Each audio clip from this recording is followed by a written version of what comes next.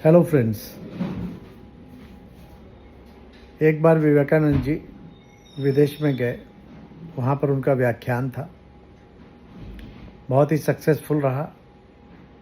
एक महिला बहुत ही प्रभावित होकर उनके पास आई और उनसे बोली कि मैं आपको अपना विवाह का प्रस्ताव देना चाहती हूँ। आपकी बुद्धि इतनी तीखी और इतनी तीव्र है कि मैं उससे बहुत प्रभावित हूँ। उसने कहा, आप विवाह करने से क्या हासिल होगा आपको? उसने कहा कि मैं चाहती हूँ कि आपके द्वारा जो मेरा बच्चा पैदा हो वो भी ऐसी ही तीव्र बुद्धि वाला हो। तो विवेकानंद जी मुस्कराए और उनसे कहा कि पहली बात तो विवाह करने के बाद ज़रूरी नहीं है कि हमारी संतान उत्पत्ति हो ही जाए, और दूसरी बात अगर हो भी जाती है तो उसको बड़ा होने में कितने साल लगेंगे और उसकी बुद्धि तीव्र होने में कितने साल लग जाएंगे ये भी पता नहीं, और ये ज़रूरी नहीं कि वो तीव्र बुद्धि का ही हो। तो इससे अच्छा है, मैं आपको एक सुझाव देना चाहता हूँ। क्या बताइए? उन्होंने कहा, मैं आपको सुझाव देना चाहता हूँ कि आप मुझे अपना बच्चा बना लें। अगर मेरी बुद्धि ही तो आपको पसंद है ना, तो आपकी मेरी बुद्धि को ही आप अपना बच्चा समझ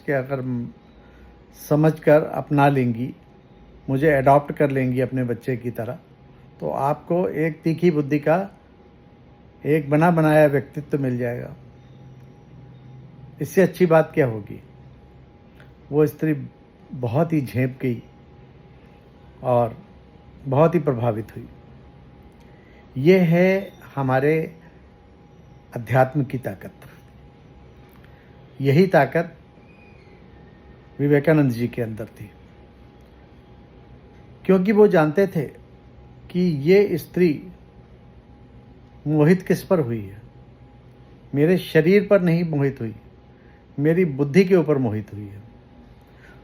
और दोस्तों, बुद्धि क्या है? बुद्धि है हमारी आत्मा की शक्ति, इनेट पावर, हमारी आत्मा की इनेट पावर। हम किसी को अपनी बुद्धि बल के द्वारा ही प्रभावित कर सकते हैं।